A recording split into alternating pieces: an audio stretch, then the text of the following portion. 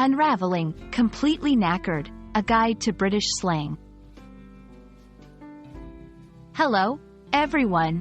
Today, we're diving into a fun and useful phrase from the English language, particularly from British slang, completely knackered.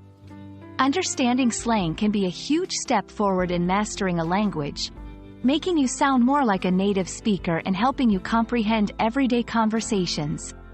So, let's get started and find out what it means to be completely knackered. Completely knackered is a popular phrase in British English used to describe feeling extremely tired or exhausted. It's often used after a long day of work or after some strenuous activity. The word knackered alone signifies tiredness, but adding completely emphasizes the extreme level of fatigue. The term knackered has interesting origins. Historically, a knacker was a person who dealt with the disposal of animals that were no longer able to work or were dead. The connection here suggests something being used to the point of no longer being functional, in this case, being so tired that one feels utterly spent or broken down.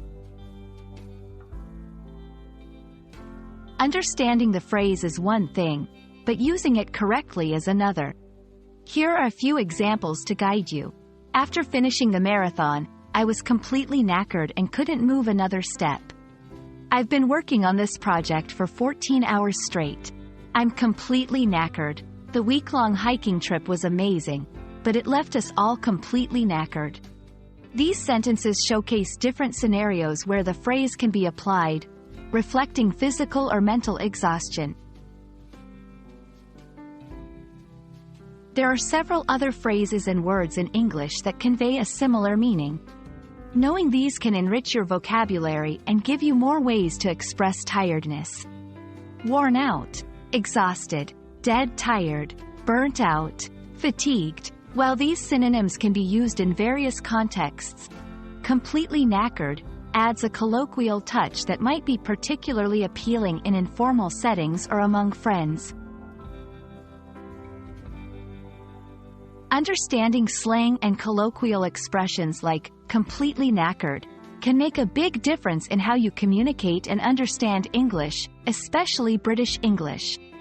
We hope this video has shed some light on this expressive phrase and that you feel a bit more confident using it in your conversations.